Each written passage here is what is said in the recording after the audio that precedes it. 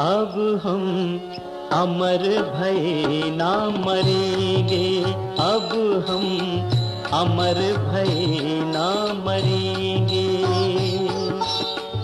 या कारण मिथियात दियो तज, क्यों कर देह धरेंगे। अब हम अमर भय ना मरेंगे, अब हम अमर भय न मरेंगे।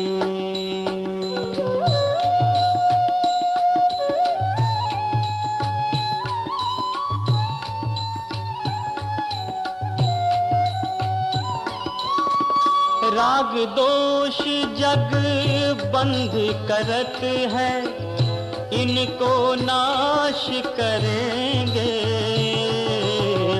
राग दोष जग बंध करत है, इनको नाश करेंगे। मरो अनंत काल ते प्राणी, सो हम काल हरेंगे।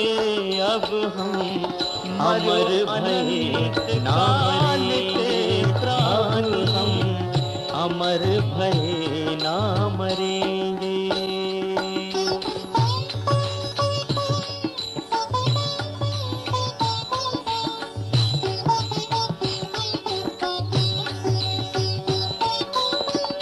देह विनाशी हम अविनाशी, अपनी गति पकड़ेंगे। देह विनाशी हम अविनाशी,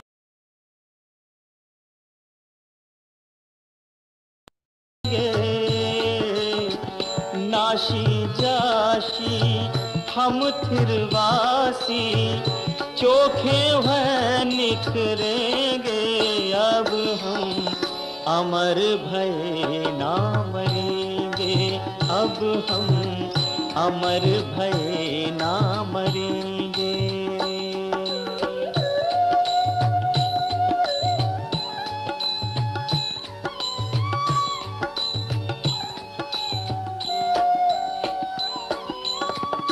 मरो अनंत बार बिन समझो, अब सुख दुख बिसरेंगे। मरो अनंत बार बिन समझो, अब सुख दुख बिसरेंगे। आनंद घन निपट अक्षर दो, नहीं सुमरे सो मरेंगे अब हम, अमर भय ना मरेंगे अब हम, अमर भय ना मरेंगे।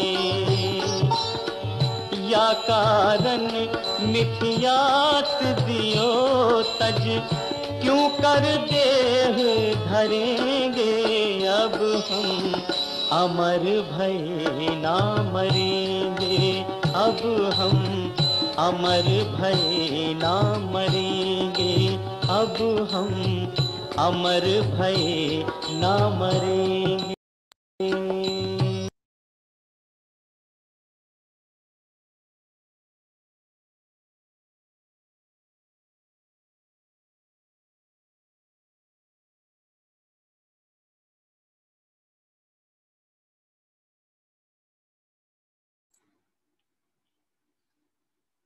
सभी साधर्मी बंधुओं को जय जिनेन्द्र।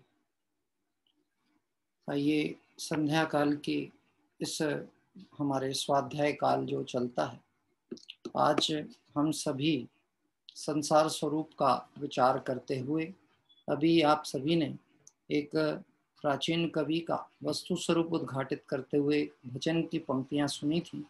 अब हम अमर भय न मरेंगे, तन कारण मिथ्यात्व दियो तज, क्यों कर देह धरेंगे अब हम अमर भय न मरेंगे। ऐसी इन पंक्तियों के माध्यम से आज हमारे बीच में अनेक वैराग्य प्रसंग प्रति समय हमें देखने में आते हैं, और यह वैराग्य प्रसंग जो है हमें सतत जागृत करने के लिए एक सहज व्यवस्था के तौर पे सतत जागृति देते हैं।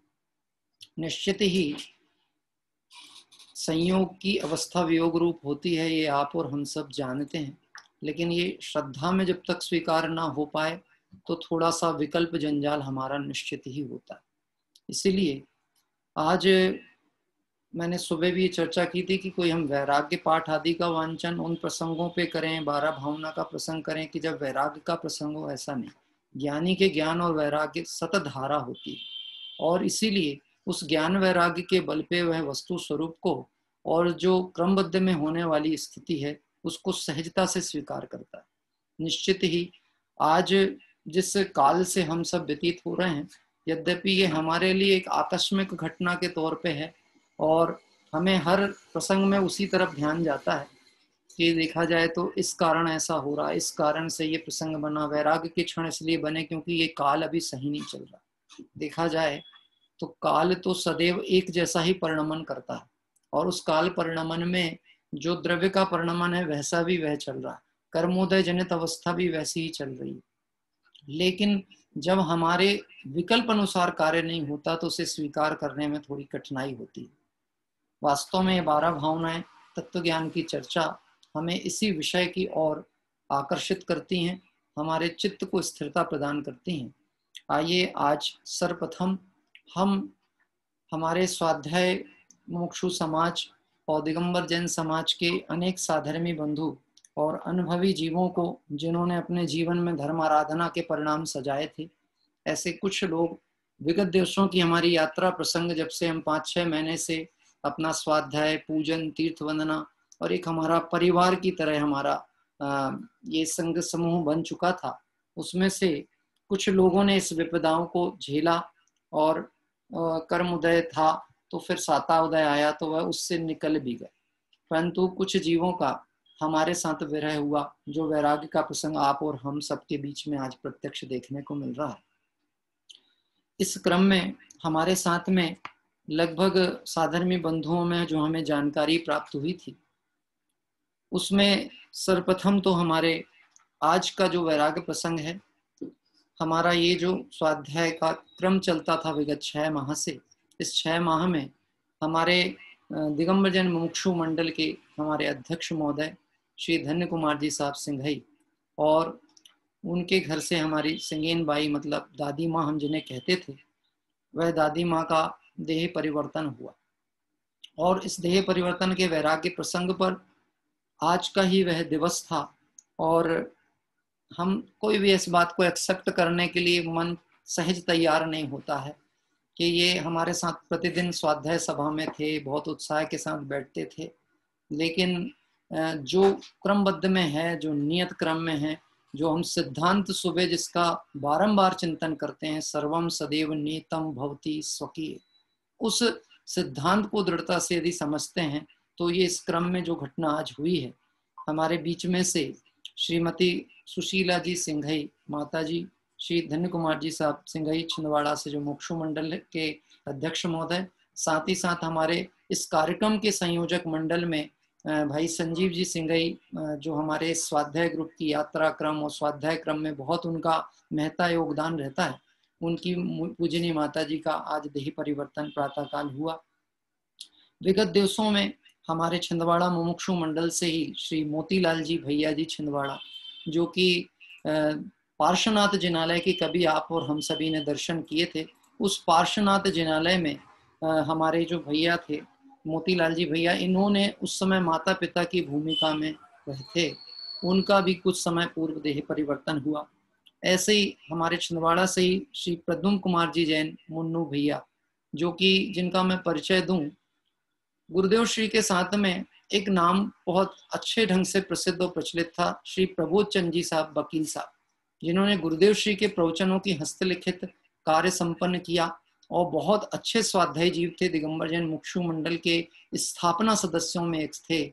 उनके ही कहना चाहिए परिवार से श्री प्रद्युम्न जी मुन्नू भैया भी कुछ दिन पहले देह परिवर्तन करके और उनका देह विलय हुआ। इसी क्रम में मुझे और भी जगह से हमारा जो स्वाध्याय प्रेमी परिवार है, इस परिवार के कुछ नाम और प्राप्त हुए। श्रीमान डॉक्टर सुकांत जी जयवंत जी संगई फालेगांव हिंगोली, अभी मैं आपको इन सभी के चित्र भी एक दर्शन आपको कराऊंगा। ये डॉक्टर सुकांत जी जयवंत जो संगई हैं, ये हिंगोली महाराष्ट्र से थे। हमारे भरत भाई जया बहन जो हमारे पहले से हमारे साथ जुड़े हुए हैं, ये उनके भतीजे थे, स्वयं डॉक्टर थे, लेकिन इस महामारी की चपेट में आकर के और उनका भी देह परिवर्तन हुआ। इसी क्रम में हमारे स्वाध्याय ग्रुप में एक और नाम आप परिचित हैं, एक बालिका थी छोटी सतपथ से, जो कि जिसने बहुत सुंदर भक्ति गीत गीती नागपुर से, और उनके पिताजी का नाम था मोनी मामा करके हम उन्हें बोलते थे। उनके पिताजी भी श्री प्रकाश चंद जी जैन सागर वाले, इनका भी देह परिवर्तन विगत दिवसों में हुआ। और एक नाम हमें और प्राप्त हुआ, जो कि हमारे प्रशांत भाई भाईंदर से जुड़ते हैं, उनकी नानी माँ शाह कमला बहन चंदूलाल जी, ये इनका भी देह परिवर्तन विगत एक माह की अवधि में हमने अपने इष्ट मित्रों में, साधर्मी बंधुओं में, अपने परिजनों में इनका विरह देखा है। आइए एक बार हम इनके चित्रों के माध्यम से हम इनसे परिचित होंगे और इसके उपरांत 12 भावनाओं का अनुचिंतन प्रारंभ होगा। अभी हमारे समक्ष हैं श्रीमती सुशीला जी सिंघई, धन्य कुमार जी सिंघई हमारी दादी माँ, और इसी क्रम में आगे जो मैंने नाम उच्चार किए थे वह सब साधर्मी बंधुओं और हमारे पूर्वज और हमारे अग्रज लोग, इसमें हम एक बार उनसे मिलेंगे।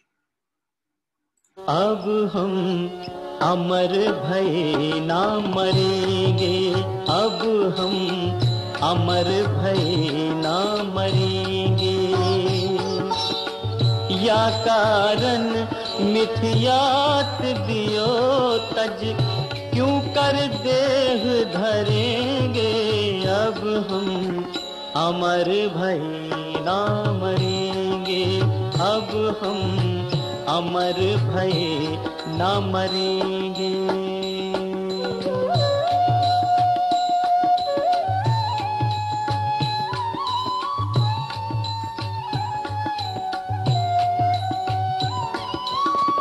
राग दोष जग बंध करत है, इनको नाश करेंगे, राग दोष जग बंध करत है इन।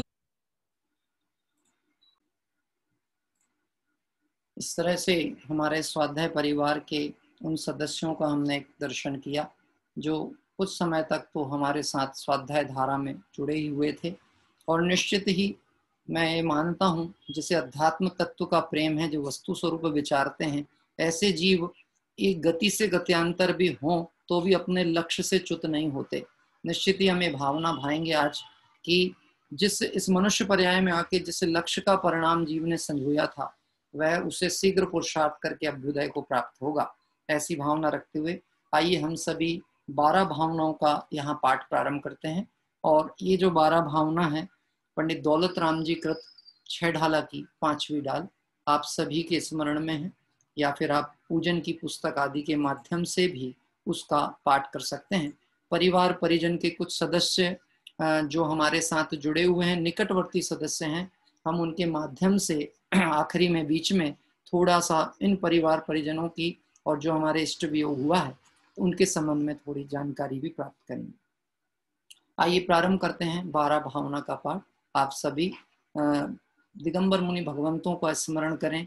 मुनिराज के चित्त में कैसे इस अनित्य अशरण संसार, एकत्व, अन्यत, असुचि, बोधि दुर्लभ आदि भावनाओं का चिंतन कर, वस्तु स्वरूप का चिंतन कर मुनिराज वैराग्य का पोषण करते हैं, ऐसा हम परिणाम रखते हुए प्रारंभ करेंगे। मुनि सकल व्रति बड़ भागी, भव भोगन ते वैरागी, वैराग्य उपावन माही, चिंते अनुप्रेक्षा भाई। इन चिंतत सम सुख जागी, जिमि ज्वलन पवन के लागे, जब ही जिय आत्म जाने, तब ही जिय शिव सुख ठाने। जो वन ग्रह गोधन नारी, है गए जन आज्ञाकारी, इंद्रिय भोग छिन थाई, सुरधन चपला चपलाई। सुर असुर खगाधिप जेते, मृग ज्यों हरि काल दलेते, मणि मंत्र तंत्र बहु होई, मरते न बचावे कोई। चहु गति दुख जीव भरे हैं, परिवर्तन पंच करे हैं, सब विधि संसार असारा, या में सुख नाही लगारा।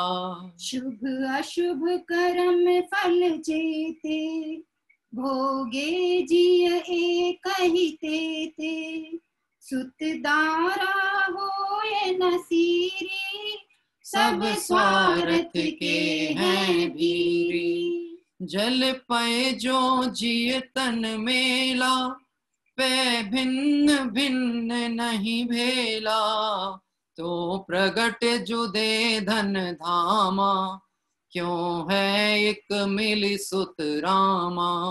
पल रुधिर राध मल थैली, टीकस वसादी ते मैली, नव द्वार बहे घिनकारी, असी देह करे किम यारी। जो योगन की चपलाई, ताते हैं आश्रव भाई, आश्रव दुख कार घनेरे, बुद्धिवंत तिन्हें निर्वेरे। जिन पुण्य पाप नहीं कीना, आत्म अनुभव चित दीना, तिन्ही विधि आवत रोके, संबर लही सुख अवलोके। निज काल पाए विधि झरना, तासो निज काज न सरना, तप करी जो कर्म खिपावे, सो ही शिव सुख दर्शावे।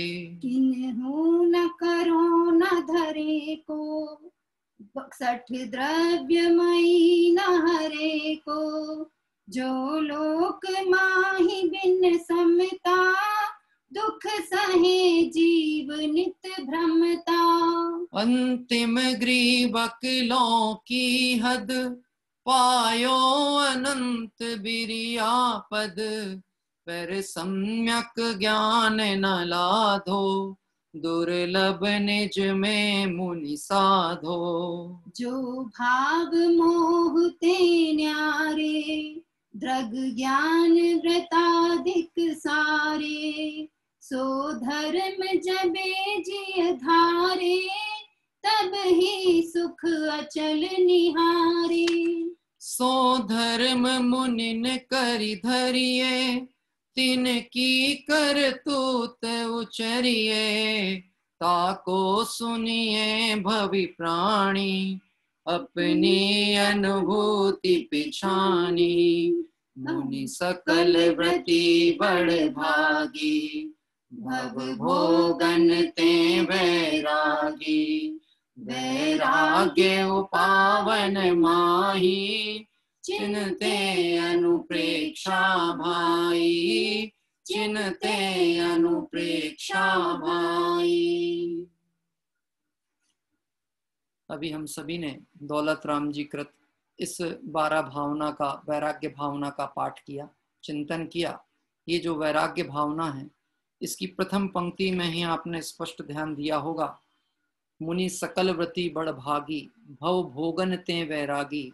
वैराग्य उपावन माही, चिन्हते अनुप्रेक्षा भाई। वास्तव में जो दिगंबर मुनि भगवंत हैं, ये बड़े भाग्यशाली हैं, जो भव भोगों से विरक्त और वैराग्य की उत्पत्ति करने वाली इस 12 भावनाओं का चिंतन करते हैं। ये जो वैराग्य की उत्पत्ति करने के लिए 12 भावनाएं माता के समान हैं, ऐसे पंक्तियों के द्वारा दौलत राम जी ने दिगंबर मुनि भगवंतों के इस वैराग्य परिणाम की अनुमोदना की। आप सभी ने अभी यहाँ एक चित्र देखा होगा, धन्य मुनि दशा का चित्र, जो कि अभी आप सभी को शेयर स्क्रीन के माध्यम से दिखता भी होगा पीछे हमारे। ये देखिए, धन्य मुनि दशा का एक सुंदर चित्र दिगंबर मुनिराज के समाधि काल चलता है, और समाधि के काल में शरीर आदि में व्याधियां ग्रसित हो चुकी हैं, लेकिन ऐसे काल में भी दिगंबर मुनिराज अपने आत्म स्वरूप की आराधना करते हुए, इन 12 भावनाओं का चिंतन करते हुए अपने लक्ष्य पे और अपने इस जीवन का जो परम ध्येय है, शाश्वत सुख दशा को प्राप्त करना, उसमें दृढ़तर रूप में स्थापित हैं।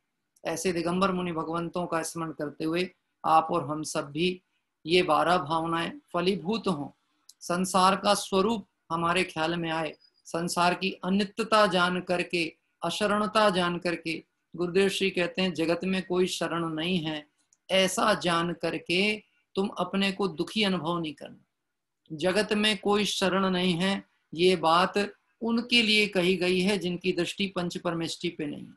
जो अशरण को शरण मानते हैं उनके लिए बात लागू होती है, पर जिन्होंने पंच परमेष्टि की और शुद्धात्मा की शरण ली है, उन्हें कभी भी अशरणता नहीं होती। इसलिए निश्चित ही इस संसार की अनित्यता, अशरणता को विचार करते हुए आप और हम सबका कर्तव्य है कि हम संसार शरीर भोगों से विरक्ति का अपना परिणाम सजाएं और इन संसार दुखों से परिमुक्त होने का पुरुषार्थ जागृत करें। आइए इस क्रम में अभी हम सर्वप्रथम हमने जिनका स्मरण किया, हमारे श्रीमती सुशीला जी सिंघई, जिन्हें हम सिंगेन बाई माता जी, दादी माँ कहते हैं, ऐसे उनका देही परिवर्तन आज हुआ। छिंदवाड़ा मुमुक्षु मंडल की जो स्थापना हुई जब प्रारंभ में, तो बहुत कठिनाइयाँ और प्रतिकूलताओं के प्रसंग उस दौर से गुजरे हैं।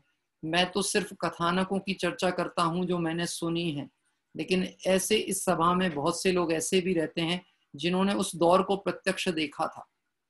आज जो हमारे सुंदर भवन और महल खड़े हुए हैं, जिन मंदिर हैं, आज ये जिन लोगों की भावनाओं और परिणाम पुरुषार्थ का बल था, आज यद्यपि वह व्यक्ति कदाचित देह रूप से हमारे बीच में ना भी हो, लेकिन उनकी भावनाओं से बने हुए जिन मंदिर और उनकी भावनाओं से बने हुए आराधना केंद्र हमें सदैव उनका स्मरण भी कराएंगे और निश्चित ही हमें इस मोक्ष मार्ग में बढ़ने की प्रेरणा भी सतत देते रहेंगे। ऐसे हमारी जो सिंगेन दादी जी थी, वह निश्चित ही हमारे जो महिला मंडल छिंदवाड़ा में बुजुर्ग महिलाएं हैं, माताएं, बहनें हैं, उन सब में उनका बड़ा महत्वपूर्ण स्थान था और बहुत हिम्मत वाली, बलशाली और हमेशा कहना चाहिए पॉजिटिव थिंकिंग रखने वाली, सकारात्मक सोच वाली हमारी दादी जी थी।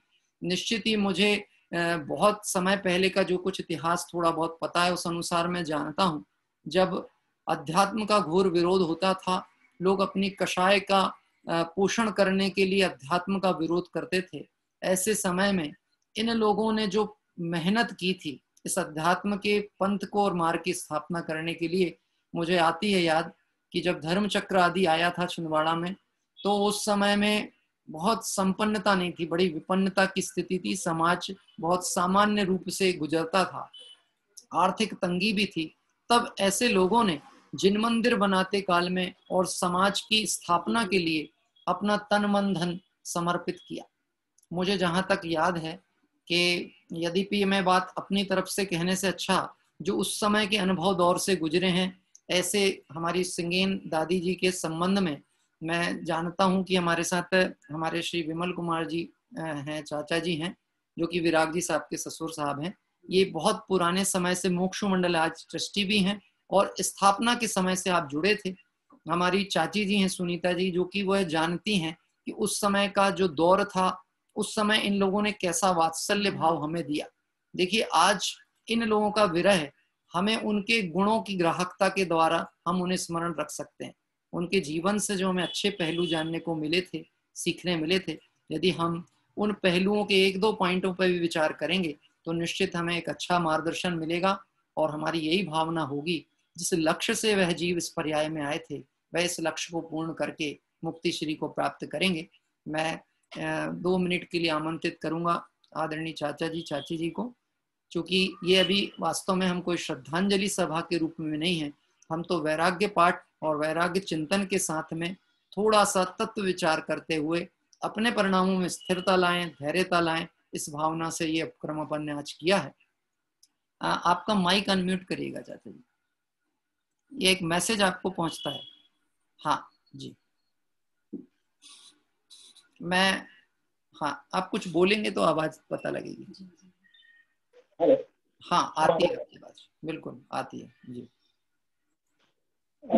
आदरणीय भाई, जब हमारा मोक्ष मंडल बना उस समय भाभी जी और आदरणीय भाई दोनों स्तंभ थे। अच्छा जी माइक थोड़ा पास में कर लीजिए, माइक वो भाई।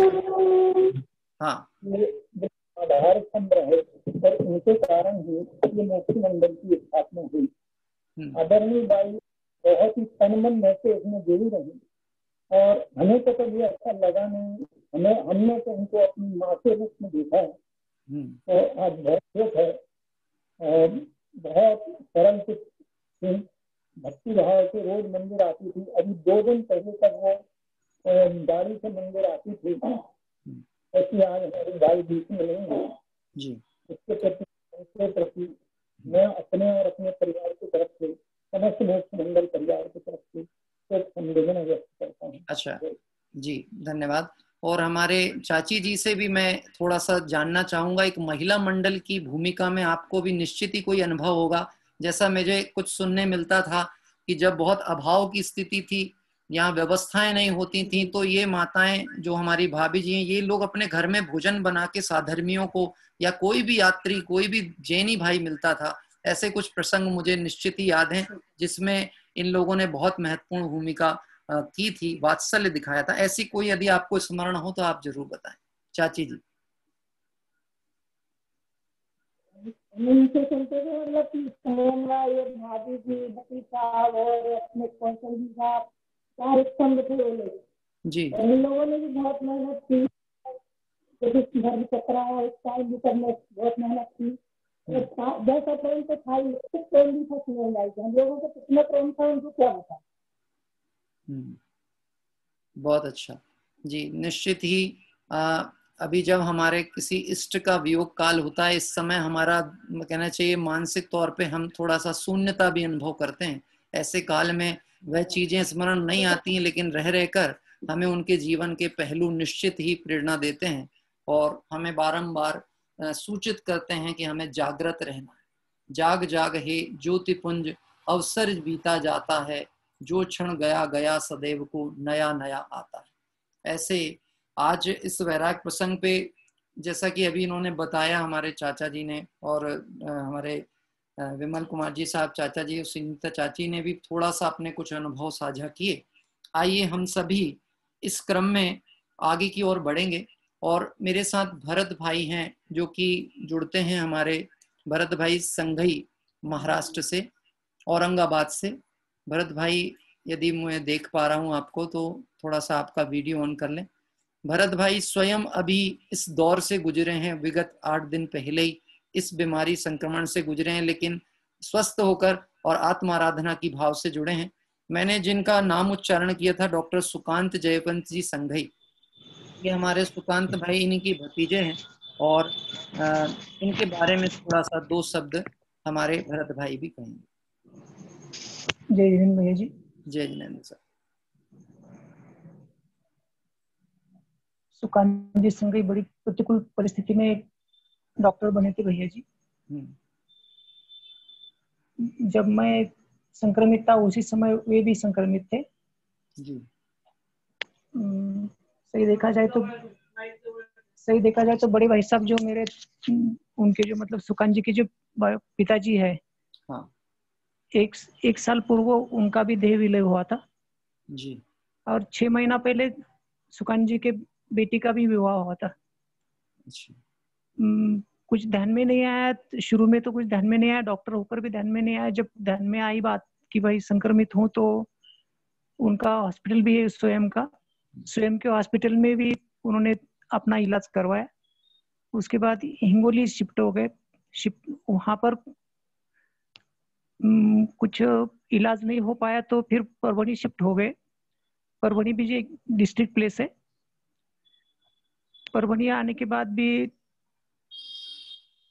नहीं हो पाया कुछ, देह विलय आखिर जो निश्चित था वो ही हो गया। मैं ज्यादा बोल नहीं पाऊंगा भैया जी। हाँ, कोई बात नहीं, मैं भावनाएं समझ सकता हूँ। हमारे भरत भाई बहुत ही सहृदय और भावुक प्रकृति के जीव हैं। निश्चित ही आप हमारे साथ जुड़े हुए हैं। इष्ट वियोग हमें प्रभावित करता है, लेकिन ये इष्ट वियोग हमें वस्तु स्वरूप का विचार करने की तरफ बारंबार प्रेरणा करता है। ये प्रसंग हमें सावधान होने के लिए बात कहते हैं। आप ये समझ लेना, एक पंक्ति आप हम ध्यान रखें, जो मेले में पंथी जन्मिल नेह फिरे धरते, जो तरवर पर रैन बसेरा पंछी आ करते, कोई कोश दो कोश कोई फिर उड़ थक थक हारे, जाए अकेला हंस संग में कोई न पर मारे। देखिए, ये वैराग्य सभा जो है ये हमारा एक तरह से तत्व मंथन है, तत्व विचार है, जो हमारे परिणामों की व्याकुलता व्यग्रता को मिटा करके और हमें इन देवशास्त्र गुरु के मार्ग पर पुनः दृढ़ता पूर्वक स्थापित करेगा। हर जीव अपने अपने परिणाम और लक्ष्य अनुसार आगे बढ़ पाएगा। हमारा भी कर्तव्य होता है कि हम अपने लक्ष्य और परिणाम की तरफ जागृति के साथ बढ़ें। आइए हम सभी अमूल तत्व विचार का यहाँ पर पाठ करेंगे। आप सभी के स्मरण में निश्चित ही होगा अमूल तत्व विचार। एक साथ एक स्वर में अमूल तत्व विचार का पाठ प्रारंभ होता है। बहु पुण्य पुंज प्रसंग से शुभ देह मानव का मिला, तो भी अरे भव चक्र का फेरा न एक कभी टला। सुख प्राप्ति हेतु प्रयत्न करते, सुख जाता दूर है, तू क्यों भयंकर भाव मरण प्रवाह में चकचूर है। लक्ष्मी बड़ी अधिकार भी पर बढ़ गया क्या बोलिए, परिवार और कुटुंब है क्या वृद्धि नए पर तोलिए। संसार का बढ़ना अरे नर देह की यह हार है, नहीं एक क्षण तुझको अरे इसका विवेक विचार है। निर्दोष सुख निर्दोष आनंद लो जहाँ भी प्राप्त हो, वह दिव्य अंतस्तत्व जिससे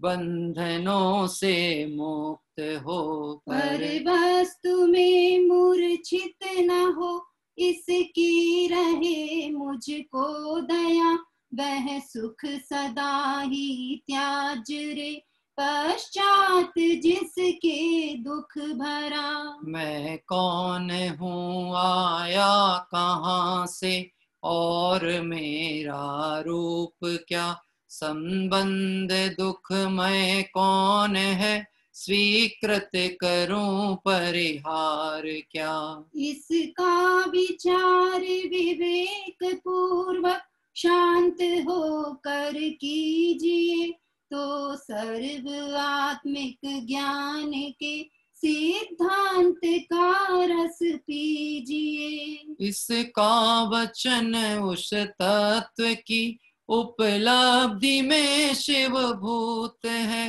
निर्दोष नर का वचन रे वह स्वानुभूत प्रसूत है। तारो अरे तारो निजात्मा शीघ्र अनुभव कीजिए, सर्वात्म में समदृष्टि द्यो, यह वच हृदय लख लीजिए, यह वच हृदय लख लीजिए।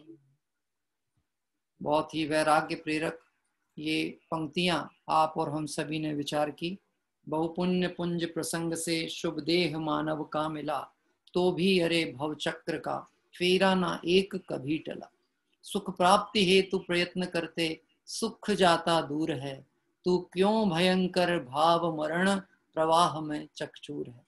राजचंद जी साहब तो वैरागी प्रकृति के थे ही, निश्चित ही वैराग्य धारा और आत्मानुभव की जो उनकी ललक थी वह उनके जीवन और उनके व्यक्तित्व से परिचित हम होते हैं। बाबू युगल जी साहब ने भी जो हिंदी पद्यानुवाद इसका किया जिसका हम पाठ करते हैं, वास्तव में उस वैराग्य भाव के रसों से भरा है और इस वर्तमान पर्याय की स्थिति का निर्णय कराया। इस पर्याय की स्थिति थोड़े काल की है। मैं आपसे एक बात कहता हूँ, जब ये बात हम सुनते हैं कि इस पर्याय की स्थिति थोड़े काल की है, तो ये जानकर भय होना चाहिए कि नहीं होना चाहिए? भय होना चाहिए कि नहीं होना चाहिए? इस बात का भय होना चाहिए, इस बात का भय होना चाहिए कि जिस लक्ष्य से मैं नरकादि निगोद आदि गतियों से आगे बढ़ा था, मैं इस पर्याय में आके उस लक्ष्य को कर पा रहा हूं कि नहीं, उस लक्ष्य पे आगे बढ़ने के योग्य पुरुषार्थ कर रहा हूं कि नहीं, कहीं मैं अपने लक्ष्य से पथ भ्रष्ट तो नहीं हो रहा, क्योंकि अवसर तो बहुत थोड़ा है। क्या कह रहे हैं? इस बात को वर्तमान परिवेश से नहीं सोचना, इस वर्तमान को अभी की घटनाक्रम से नहीं सोचना कि आज ये घटना है, कल को मान लो स्थिति थोड़ी सी इस वातावरण से मुक्त हो जाएगी, तो क्या फिर हम अपने को संसार की अवस्था में संतुष्ट होकर मान के बैठ जाएं? नहीं, हमें सतत सदैव जागृत रहना चाहिए। और इस बात की प्रेरणा यहाँ पर बारंबार दी गई है, सुख प्राप्ति हेतु प्रयत्न करते सुख जाता दूर है। हमारा सुख इसलिए दूर जाता है क्योंकि जहाँ सुख नहीं है हम वहाँ खोजते हैं, और जहाँ सुख है वहाँ दृष्टि करते नहीं हैं। इसलिए अकार्य कार्य करने से कार्य की सिद्धि कभी भी नहीं होती। ऐसी सुंदर भावना और प्रेरणा यहाँ पर दी। और एक बहुत सुंदर पंक्ति दी जो बाबू युगल जी साहब ने स्वयं अपनी पूजन में डाली है। मैं एकाकी एकत्व लिए सब ही आते, तन धन को साथी समझा था, पर ये भी छोड़ चले जाते। और यहाँ डाला, मैं कौन हूँ आया कहाँ से, और मेरा रूप क्या, संबंध दुखमय कौन है, स्वीकृत करूं परिहार क्या। मैं आपसे पूछता हूँ, इष्ट का वियोग दुख का कारण है कि इष्ट के साथ में जो मेरा एकत्व परिणाम था, मैं उसके बिना अपनी कल्पना नहीं कर सकता हूँ। ऐसा जो मेरा मोह राग का परिणाम है वो वास्तव में हमें खेद खिन्नता करता है। इसलिए वस्तु स्वरूप को निर्णय करें, विचार करें, तत्व विचार की औषधि का सेवन करें। मैं कौन हूँ, आया कहाँ से, और मेरा रूप क्या, संबंध दुखमय कौन है, स्वीकृत करूं, क्या स्वीकार करूं और क्या परिहार करूं। तो मुझे स्वीकार यही करना है कि मैं एकाकी एकत्व लिए सभी आते, तन धन को साथी समझा था, पर ये भी छोड़ चले जाए। अन्यत्व भावना आगे लिखते हैं बाबूजी साहब, मेरे न हुए ये मैं इनसे, अति भिन्न अखंड निराला। ये मेरे नहीं हुए, क्यों नहीं हुए? क्योंकि ये मेरे थे नहीं। मेरे न हुए ये मैं इनसे, अति भिन्न अखंड निराला हूं, निज में पर से अन्यत्व लिए, निज समरस पीने वाला। एक पंक्ति में कहता हूं, आत्मार्थी तत्वार्थी जीवों को, जो मोक्ष मार्ग के प्रेमी हैं, ऐसे जीवों का देह छूटना, और यदि उन्होंने समाधि समता भाव पूर्वक देह छोड़ी होगी, तो वास्तव में उनका ये कोई वो मृत्यु कहना चाहिए, कोई दुखद प्रसंग नहीं है। ये तो देह परिवर्तन है, अपन इसको कहते हैं देह परिवर्तन हुआ। ये तो देखा जाए तो देह से दूसरी देह में जीव गया, एक पर्याय से दूसरी पर्याय में गया, यहाँ मरण कुछ भी नहीं हुआ।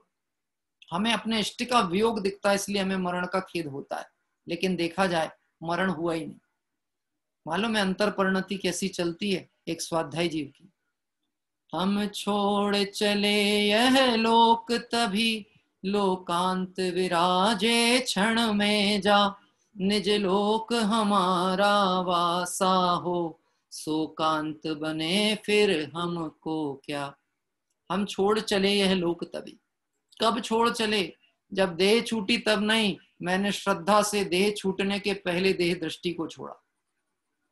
क्या कह रहे हैं?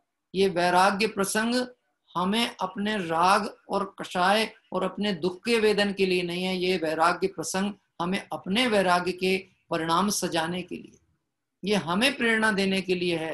हे भाई, अटक नहीं जाना, रुक मत जाना, इस राग रूप संसार में फंस मत जाना। तू इस संसार का प्रवासी है, निवासी नहीं है। तो प्रवासी की तरह अपने लक्ष्य के पुरुषार्थ करते रहना। ऐसी पंक्तियों के द्वारा ये विचार किया, संबंध दुखमय कौन है, स्वीकृत करूं परिहार क्या। किसे मैं रखूं और किसे छोड़ूं, संबंध है क्या? देखा जाए तो ये सिर्फ मेरा एक मोह परिणाम का संबंध था, और आज मोह परिणाम का संबंध यदि मुझे अनुकूल प्रतीत नहीं होता, मेरी क्षणानुसार नहीं चल पाता, तो निश्चित ही वर्तमान पर्याय कमजोरी के कारण, राग की धारा के कारण थोड़ा खेद तो होता है, पर तत्व विचार हमें निश्चित ही संबल देगा। आइए इस क्रम में मैं थोड़ा सा आगे बढ़ता हूँ।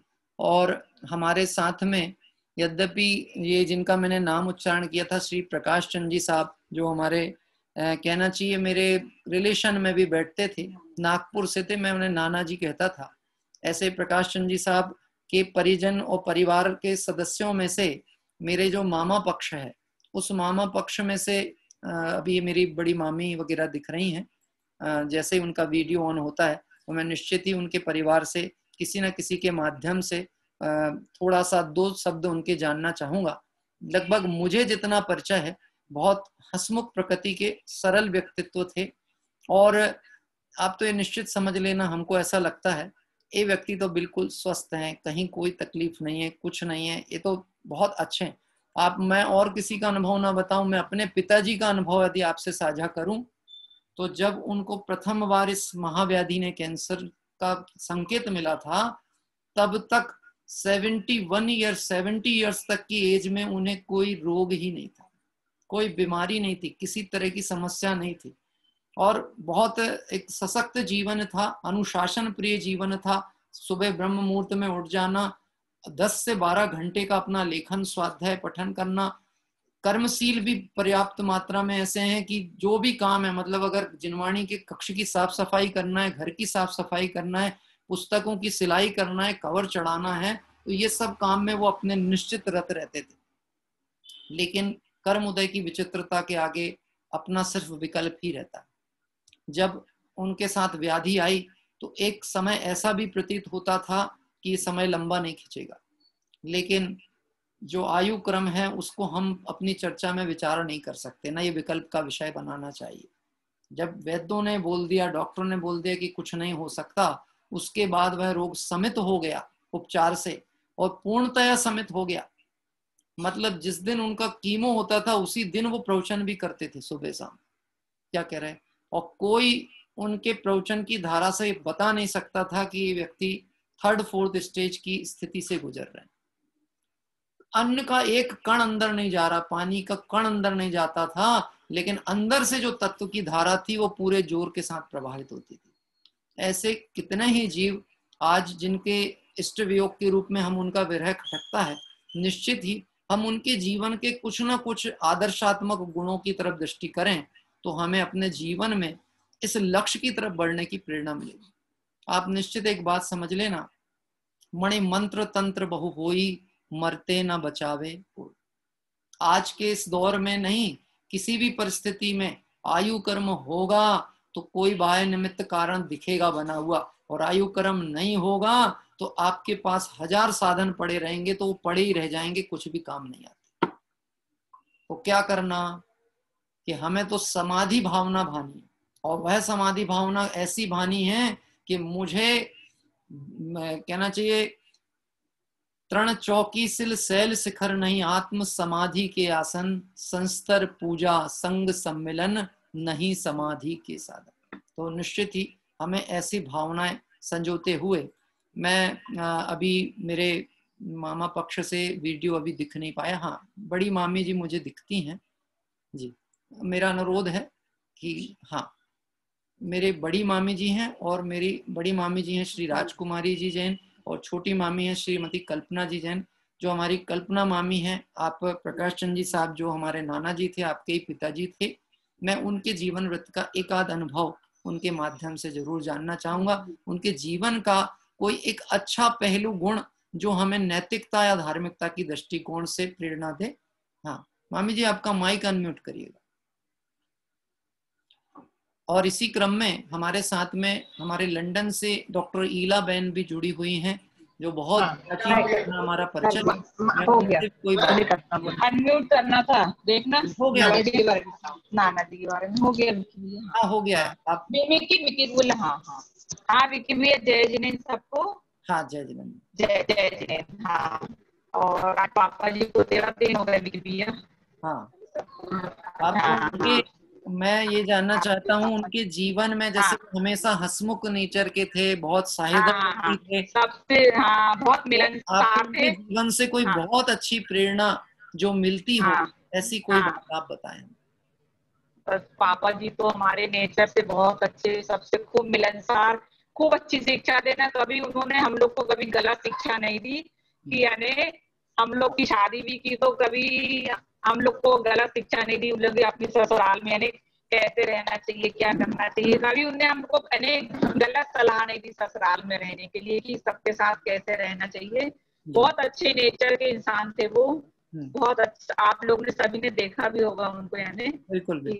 हाँ बिल्कुल। और सबसे इतने अच्छे से बोल कर गए, भक्तांबर पढ़ते हुए गए, सबको अपना ध्यान रखना, मैंने अपने कर्तव्य पूरे किया हूँ करके, ये सब यानी सब अच्छे से बोल कर गए वो, बढ़िया।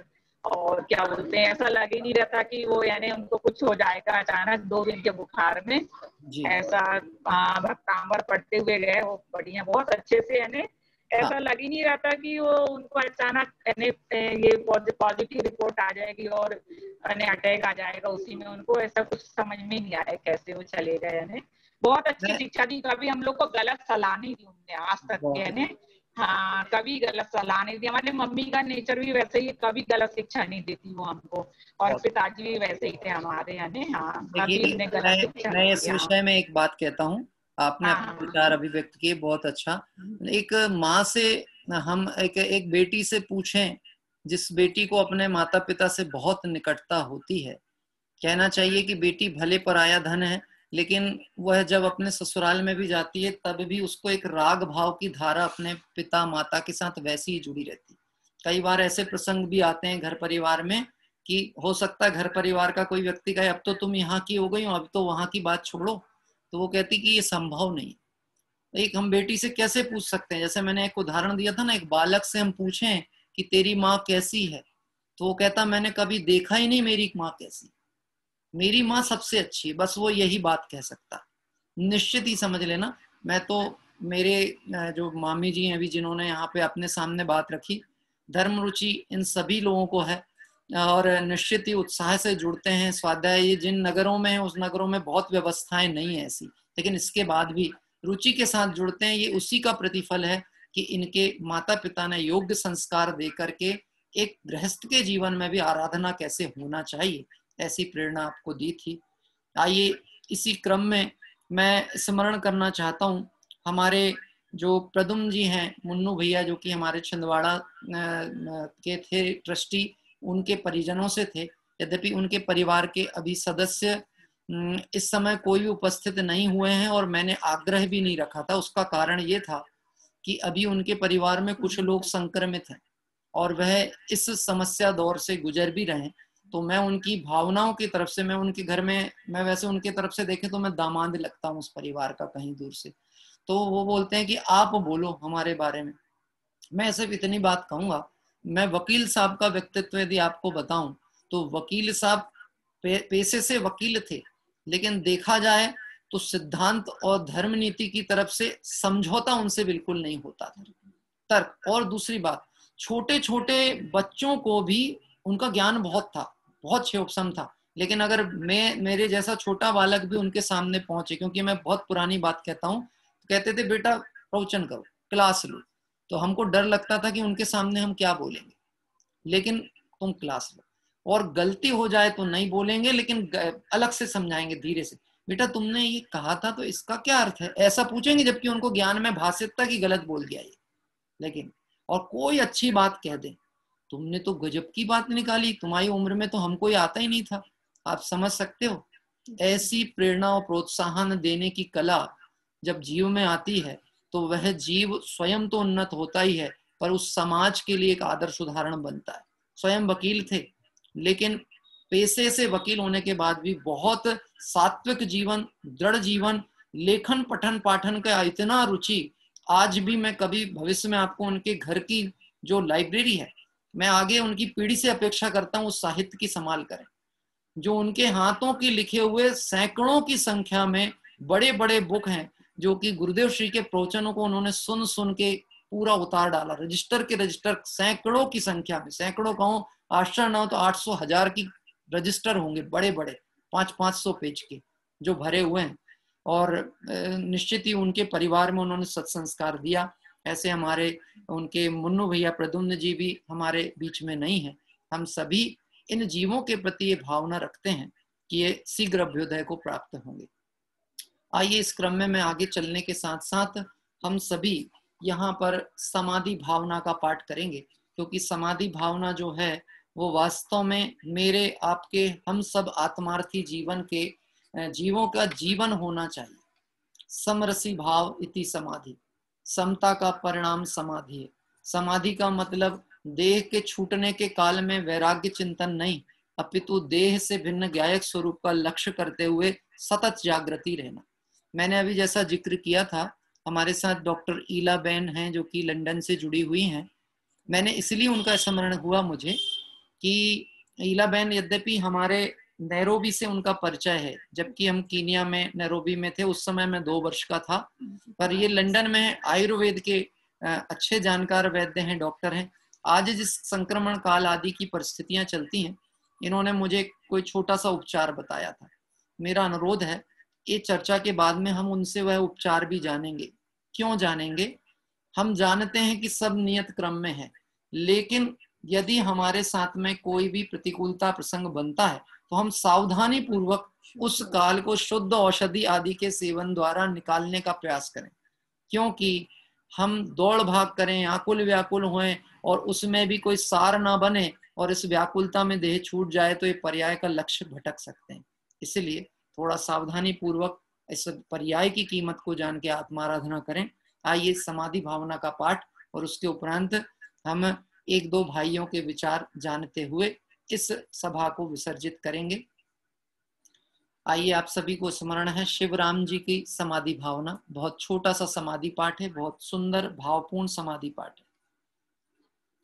दिन रात मेरे स्वामी मैं भावना ये भाऊं, देहांत के समय में तुमको न भूल जाऊं। शत्रु अगर कोई हो संतुष्ट उनको कर दूं, समता का भाव धर कर सबसे क्षमा कराऊं। त्यागूं आहार पानी औषध विचार अवसर, टूटे नियम न कोई दृढ़ता हृदय में लाऊं।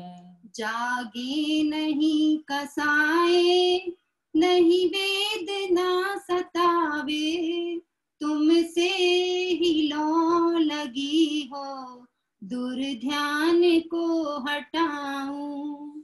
आत्म स्वरूप अथवा आराधना विचारूं, अरहंत सिद्ध साधु रटना यही लगाऊं। धर्मात्मा निकट हो चर्चा धर्म सुनावे, वे सावधान रखें गाफिल न होने पाऊं। जीने की हो न वांछा, मरने की हो न इच्छा, परिवार मित्र जन से मैं मोह को हटाऊं। भोगे जो भोग पहले उनका न हो विसुमरन, मैं राज संपदाया पद इंद्र का न चाहूं। रत्नात्रय का हो पालन, हो अंत में समाधि, शिव राम प्रार्थना यह जीवन सफल बनाऊं।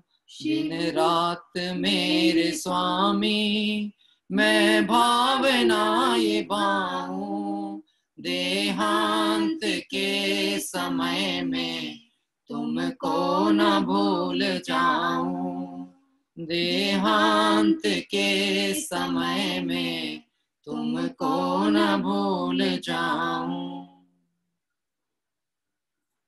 एक और समाधि भावना अंतर प्रेरणा को बल देने वाली। दिन रात मेरे स्वामी यह भावना मैं भाऊं, देहांत के समय में तुमको ना भूल जाऊं। एक बात बहुत स्पष्ट समझना, शब्द दिया है देहांत, आत्मांत नहीं होता कभी भी। आत्मांत हो नहीं सकता क्योंकि द्रव्य त्रैकालिक है। ऐसे जीव द्रव्य का लक्ष्य रखने वालों के पर्याय छूटना, ये तो क्रम है संसार अवस्था में, संयोग और वियोग क्रम है।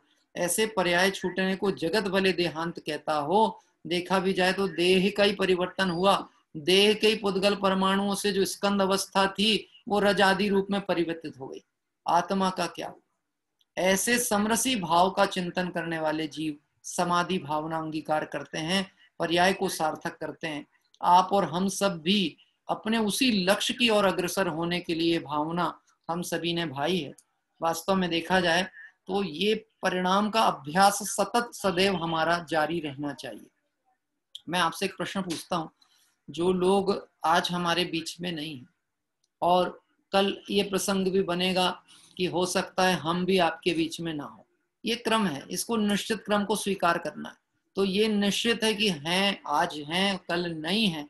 ऐसी स्थिति में मेरा कर्तव्य और मेरा विचार, मेरा चिंतन क्या बनता है कि मेरा विचार चिंतन ये है कि आत्म स्वरूप अथवा आराधना विचारूं, अरहंत सिद्ध साधु रटना यही लाऊं।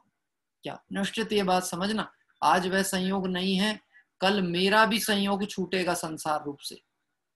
कल कोई मुझे भी इष्ट वियोग के रूप में देखेगा, लेकिन हमें क्या देखना, समाधि भावना वाले को क्या देखना, क्या विचार चिंतन करना। देखिए, आज इस वैराग्य पाठ सभा के रूप में हम जो चर्चा वार्ता कर रहे हैं, ये कोई वास्तव में डिस्कशन का मैटर नहीं है। ये विचार चिंतन करके कोई लक्ष्य और ध्येय तय करने का विषय। हमको कुछ लक्ष्य तय करना है, और वह लक्ष्य क्या है कि मुझे इस पर्याय में मेरे आत्मा का कल्याण करना ही है। क्या लक्ष्य है मेरा? मुझे इस पर्याय में मेरे आत्मा का कल्याण करना ही है, क्योंकि ये तो संयोग रूप अवस्था है, तो निश्चित वियोग होने वाली है। और वियोग होने वाली है तो इसको वियोग रूप जानकर मैं संयोगों के में अपना समय क्यों खूं? मैं सावधान हूं, मैं जागृत हूं। आज जो मुझे मेरे निकट में बाह्य संयोग व्यवस्थाएं, इष्ट मित्र परिजन दिखते हैं, कल हो सकता है ये तो रह जाएं और मैं पहले निकल जाऊं। तो मैं निकल जाऊं तो निकलने के लिए मुझे अपना लक्ष्य और रास्ता तो तय करना पड़ेगा ना। हाँ, मुक्ति का पाथे तो तैयार करना पड़ेगा। पाथे मतलब होता है रास्ते का भोजन, तो पाथे तो मुझे बनाना पड़ेगा ना। तो वह पाथे क्या होगा? ये वस्तु तत्व का विचार, तत्व विचार, वस्तु स्वरूप का निर्णय, ये पाथे है। और इस निर्णय से यदि हम इस देह को छोड़कर आगे जाएंगे तो नियम से दुर्गति बंध और दुखों के कहना चाहिए अवस्थाओं से बचेंगे और लक्ष्य की तरफ उत्तरोत्तर बढ़ते चले जाएंगे। आइए मैं 1 मिनट के लिए डॉक्टर ईला बहन को भी आमंत्रित करूंगा। वो इस परिवेश में जो औषधि रूप में बहुत सामान्य सी उन्होंने जो मुझे औषधि कही थी, मैं तो उनसे सिर्फ उतना ही कहूंगा। यद्यपि हमको लगेगा कि इस प्रसंग में इसकी चर्चा क्यों, आप ये समझ लेना बहुत सावधानी से, इस प्रसंग में इसकी चर्चा का सिर्फ इतना ही औचित्य है, मुझे पर्याय में आत्महित करना है तो मैं शुद्धता की तरफ में लक्ष्य बनाता चलूं, और उसमें हर क्षेत्र में शुद्धता, चाहे भोजन, चाहे आहार, चाहे विहार, चाहे औषधि, हर क्षेत्र में। जैसे समाधि भावना भाई ना, इसमें आया ना, औषध विचार अवसर, और औषध का भी विचार करूं, त्याग करूं, आहार का त्याग करूं, तो क्रम क्या है कि पहले तो अशुद्ध औषधि का पहले त्याग, फिर उसके बाद में शुद्ध औषधि के आधार पे भी जो अपने परिणाम की संभाल हो सके वैसा प्रयास, और उसके बाद भी उससे भी विरक्ति होते हुए मैं शुद्ध स्वरूप की आराधना करते हुए अपने लक्ष्य पे पहुंचूं। मैं डॉक्टर ईला बहन शाह, ये तो मेरी दादी जैसी उम्र के हैं, मैं उन्हें आमंत्रित करता हूं। आपका माइक अनम्यूट जी। हाँ, मेरा बराबर है। सुनाई देता है? आता है, सुनाई देता है, आवाज आता है। आपने मुझे पूछा, प्रिवेंशन के लिए पूछा कि कोई किसी को भी कुछ प्रॉब्लम हो और पूछना है क्वेश्चन, वो पूछ सकते हैं। प्रिवेंशन के लिए मैं सूट, मरी और कीपर, ये तीनों जो है बहुत अच्छा काम देता है इसमें कि ये जो कोरोना है अभी का जो परिस्थिति है, वो सच पूछो तो वो मल्टी ऑर्गन को पकड़ता है, और ज्यादातर जो ब्लड प्रेशर वाले जो दवाइयां लेते हैं, एस इनहिबिटर्स वगैरह, और डायबिटीज वाले होते हैं, और शरीर मोटा होता है, ये लोगों को ज्यादा हो जाता है। तो अभी इसमें इसलिए क्या है कि दवाई आप बंद कर दो ऐसा मैं नहीं कहती हूँ, लेकिन ऐसे ये दवाई हो सूट, मरी, पीपर तो मैंने कहा, और वो हनी के साथ ज्यादा काम देता है, और कभी जैन है और हनी नहीं लेना है तो घी के साथ भी ले सकते हैं, घी के साथ सेवन। और दूसरी के उसकी जो नाश लेना होता है पानी में अजवाइन डाल के, वो विक्स और अजवाइन डाल के नाश भी ले लो तो इससे भी अच्छा रहता है। और दूसरी के कभी आप लोग विटामिन नहीं लेते हो और इम्यूनिटी बहुत कम हो गई है तो हल्दी भी अच्छा काम देती है, और कैल्शियम की दवाई होती है वो भी अच्छा काम देता है। तो ये सब ऐसे लेना चाहिए। और कभी जो आपके ग्रुप में कोई डॉक्टर हो कि आयुर्वेद वाले हो, ये लोग मुझे, मेरा टेलीफोन नंबर है यहाँ, ये लोग मुझे पूछ सकते हैं फोन से और मैं गाइड करूंगी। तो आपके कोई भी प्रश्न हो तो आप विवेक भाई को बोलिएगा, विवेक भाई मुझे पूछेंगे। जी, बहुत बहुत धन्यवाद हमारे डॉक्टर ईला बहन जो कि लंदन से अभी हमारे साथ जुड़ी हुई हैं। और ये जो ईला बहन बहुत अभ्यासी भी हैं, तत्व अभ्यासी तो हैं ही। मेरी जब उनसे अभी चर्चाएं होती हैं तो अभी 1 ही 2 बार जब चर्चा हुई, 36 साल के बाद उनसे मेरा पुनः परिचय, उन्हीं ने मुझे याद किया और मुझे पहचाना ऐसे समय पर, और उन्होंने मुझे उपचार भी बताया। और भी अपने इस पैनल में, स्वाध्याय ग्रुप में और भी वैद्य और डॉक्टर्स हैं। ये मैंने आज इस प्रसंग पे इस बात को इसलिए लिया है, समाधि भावना यदि हमें आराधना करनी है तो हमें एक अच्छे वैद्य की जरूरत भी होती है, जो कि हमें इस देह के संबंधित आकुलता के विकल्प से बचाने का प्रयास करे। आप समझना, समाधि के समय एक अच्छा वैद्य भी आपके पास होना चाहिए। हम जो अपने शोध संस्थान के क्रम में कार्य कर रहे हैं उसमें हम उसमें एक डिवीजन बना रहे हैं कि किसी का अंतिम समय है, समाधि काल है, तो उसको व्यवस्था कैसी दी जाए, उस व्यवस्था के लिए कैसे उसके नगर में, उसके घर में उपलब्धता निश्चित की जाए, ये व्यवस्था भी हम उसमें कर रहे हैं। हमारे नगर में तो हम लगभग ऐसा प्रयास करेंगे कि ऐसे कक्ष ही हों जहाँ पे कोई अंतिम समय में परिजन परिवारजन की राग मोह से हट करके वहां उनके निर्यापक हों, वो उन्हें संबोधें, वह उनके लक्ष्य के लिए मार्गदर्शन करें, उन्हें उचित औषधि का पान कराया जाए, शुद्ध भोजन आहार आदि के द्वारा क्रमिक त्याग जैसी उनकी भूमिका क्षमता है वो सब हो। उसके लिए हमें बहुत आनंद का विषय ये है कि हमारे साथ ऐसे बहुत अनुभवी वैद्य डॉक्टर्स जो कि हमारे साथ जुड़े हुए हैं सभी जगह से, और भी हैं। हमारे डॉक्टर किरण शाह हैं, डॉक्टर चांदीवाल जी मुंबई से हैं, ऐसे बहुत सारे हमारे साथ डॉक्टर्स का ग्रुप है जो कि इस क्षेत्र में हमें निश्चित ही, देखिए एक तो अध्यात्म औषधि है सबसे बड़ी बात हमारे पास। कौन सी औषधि है? वस्तु विचारत ध्यावते मन पावे विश्राम, रस स्वादत सुख उपजे अनुभव याकू नाम। वचनामृत वीतराग के परम शांति को मूल, औषधि है भव रोग की कायर को प्रतिकूल। वीतरागी भगवंतों के वचन से बड़ी औषधि कुछ नहीं। विचार करो, आज हम जो आचार्य भगवंतों की चर्चा वार्ता करते हैं, उनके स्वरूप चिंतन करते हैं, उनके बताए हुए पथ का चिंतन करते हैं, ये हमें देह का विकल्प छोड़ करके और राग के विकल्प छोड़ के स्वरूप की तरफ प्रेरित करता है। इसलिए निश्चित ही मेरा आप सबसे ऐसा अनुरोध है, एक अपनत्व भाव के कारण वात्सल्य भाव से एक अनुरोध है, इस पर्याय में करने योग्य जो कार्य है उस लक्ष्य के लिए तत्वाभ्यास से कभी पीछे नहीं हटें, स्वाध्याय से जुड़े रहें। अन्य जो भी उपक्रम है वह तो संसार अवस्था में चलते ही रहेंगे, लेकिन स्वाध्याय की प्रमुखता करते हुए अपने बल को इतना दृढ़ रखें। मैं आज के इस परिवेश में आपसे एक बात और कहना बहुत उपयुक्त और आवश्यक समझता हूँ। आज आप समाधि अगर अपने बल से नहीं कर पाने की तैयारी में रहेंगे तो ये परिस्थितियों में आपके निकट किसी को आने की स्थिति नहीं है। आज ये आप प्रत्यक्ष देख रहे हैं। अगर आप ऐसी किसी बीमारी या तकलीफ से ग्रसित हो गए, कोई आपके निकट आके संबोध भी नहीं पाएगा, आपके निकट नहीं बैठ पाएगा। मैं उनके अनुभव कहो तो आपसे कह सकता हूँ, हमारे भरत भाई हैं और भी अतुल भाई हैं, अतुल भाई ने भी इस अनुभव के दौर से अभी गुजरे। हमारे अतुल भाई जो प्रतिदिन जुड़ते हैं, अतुल भाई भी इस बीमारी संक्रमण से निकले हैं।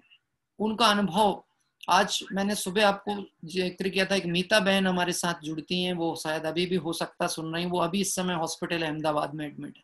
हाँ, उन्होंने अपना विचार साझा किया। यद्यपि उन्होंने ऐसा बोला, पंडित जी कभी आप कैलिफोर्निया दिखा रहे हो, कभी यहाँ के मंदिर दिखा रहे हो। मुझे लगा कि थोड़ा सा एक जनरल चर्चा कर रही थी वो, लेकिन आज सुबह जब मैंने उनका वीडियो फोटो उन्होंने मुझे प्रेषित किया, मैंने देखा, तो फिर मैंने उनसे कहा कि आपका तो धैर्य बहुत अच्छा, आपने तो इस चीज को बहुत सामान्य तौर पे बात कही। तो बोले पंडित जी ये सब तत्व से ही तो निकल के आ रही है बात। कहाँ से आ रही है? ये जो अपन तत्व की चर्चा कर रहे हैं उसी से तो आत्मबल दृढ़ हो रहा है। इससे बड़ी कोई दूसरी औषधि ना थी, ना है, ना हो सकती। लेकिन फिर भी अपनी भूमिका अनुसार, हाँ प्रशांत भाई साहब बता रहे हैं yes he is at hospital right now, अभी भी हैं वो निश्चित हैं, परंतु उनका सुधार हो रहा है, स्वास्थ्य में बहुत अच्छा सुधार हो रहा है।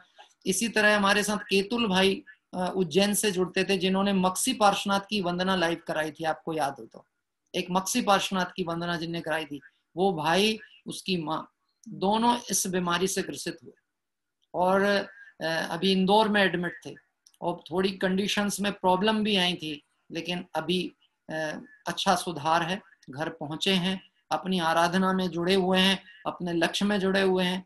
मैं निश्चित ही एक बात आपसे कहूंगा, हमें ये तत्वाभ्यास से एक दूसरे का स्थितिकरण करते चलना चाहिए। किसका? आपस में एक दूसरे का स्थितिकरण करें, ये हमारा कर्तव्य है। जो तत्व आपको जिनवाणी ने हमने आपको दिया, कल को हमारी स्थिति बिगड़े, हम कहीं विचलित हों, तो आपका कर्तव्य है कि आप उसमें संबल देना, आप वो स्मरण कराना, अब तुमरे जी कौन दुख है, मृत्यु महोत्सव भारी। क्या कह रहे, कौन सा दुख है, कहाँ विकल्प करते हो, क्यों आकुलित होते हो? अरे भाई दिगंबर मुनिराजों को स्मरण करो, जिनके ऐसे वैराग्य के प्रसंग से उपसर्ग का काल आए, परिचय का काल आए, तो वह पुरुषार्थ को और उग्र करते थे और लक्ष्य को पाते थे। आइए हम सभी इस तरह, आज जो हमारे बीच में इष्ट लोगों का वियोग काल हुआ है, निश्चित ये भावना भाते हैं, ये आत्मार्थी जीव थे, आत्मार्थ की भावना से भले देह परिवर्तन करके आगे बढ़े हैं, लेकिन ये निश्चित ही अपने लक्ष्य को प्राप्त करेंगे, अभ्युदय को प्राप्त करेंगे। मैं ऐसी भावना रखता हूँ। और इस क्रम में मैं आखिरी में एक अपन पाठ करते हुए विराम लेंगे, क्योंकि हमें इसमें बहुत समयावधि का प्रयोग नहीं करना था, मूल रूप से भावनाओं की दृष्टिकोण से हमें इस विषय पे विचार करना था। हम अंतिम में जो सहजानंदी का पाठ होता है, इस पाठ को करते हुए और अभी इस सभा का यहाँ विराम लेते हैं, सभा का विराम करेंगे। आइए सभी लोग धैर्य पूर्वक बैठें और इस सहजानंदी के पाठ के द्वारा अपना स्वरूप अवलोकन करें।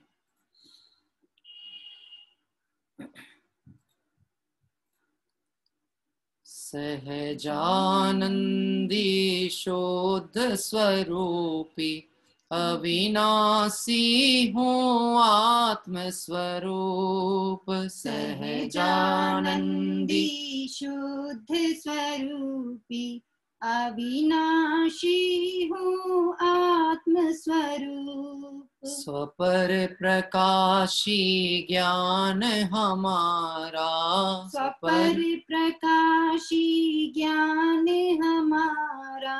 रहे अचल यह ध्यान हमारा, रहे अचल यह ध्यान हमारा।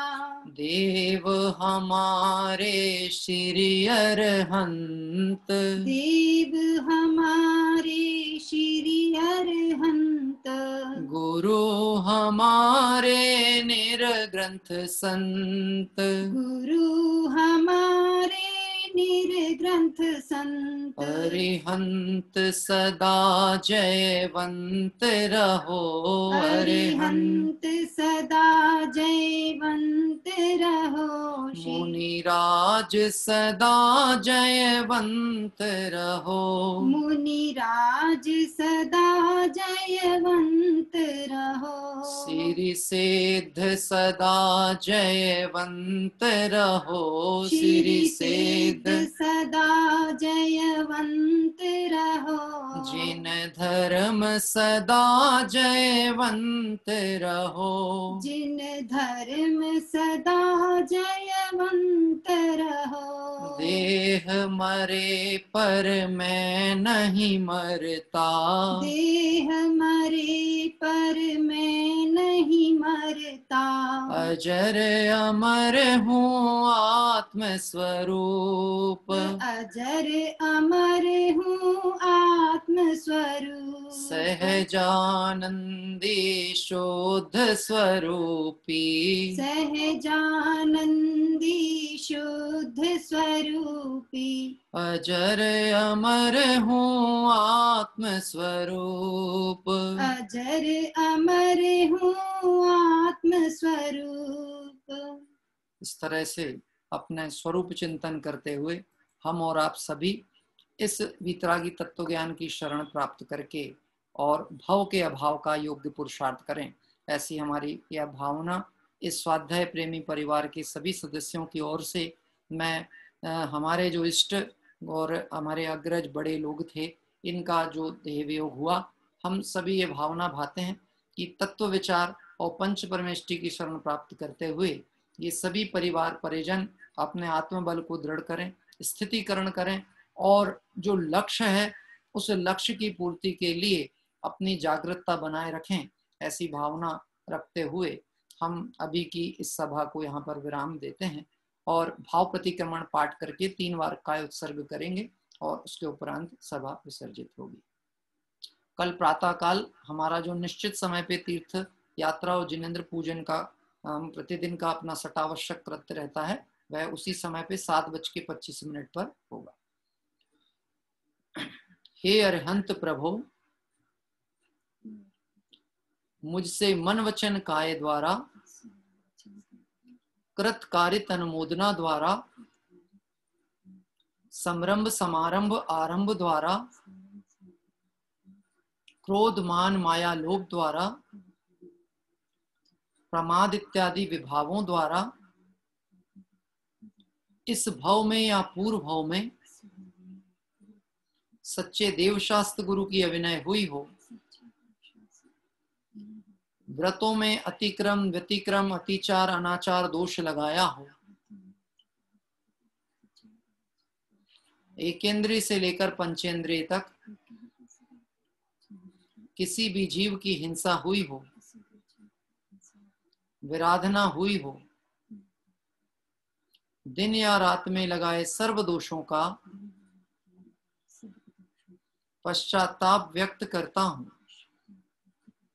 क्षमा मांगता हूँ, वह मेरे सभी दोष मिथ्या हो, मैं मुझ में रहूं, इस प्रकार मैं इन सभी दोषों का प्रायश्चित करता हूँ। ओम नमः सिद्धेभ्य। आइए 3 बार नमोकार मंत्र का पाठ करते हुए कायोत्सर्ग करेंगे। नमो अरिहंताणं नमो सिद्धाणं नमो आयर्याणं नमो वज्रायाणं नमो लोय सर्वसाहूणं नमो अरिहंताणं नमो सिद्धाणं नमो आयर्याणं नमो वज्रायाणं नमो लोय सर्वसाहूणं नमो अरिहंताणं नमो सिद्धाणं नमो आयर्याणं नमो वज्रायाणं नमो लोय सर्वसाहूणं। जय बोले दिगंबर मुनिराज की जय हो। जय बोले अनंतानंद सिद्ध परमेष्टि भगवंतों की जय हो। जय बोले वीतरागी जिन शासन की जय। सभी लोग अपने इस ब्रह्म भाव समाधिमय परिणाम के साथ समता भाव अपने जीवन में अंगीकार करें और धैर्य के साथ अपनी आत्मा आराधना करते हुए अपने लक्ष्य को प्राप्त करें। इस भावना से अभी विराम लेते हैं। कल प्रातः काल हम सभी जिनेंद्र भगवंतों की पूजन के लिए और स्वाध्याय आदि के क्रम में पुनः जुड़ेंगे। इसी मंगल भावना से विराम।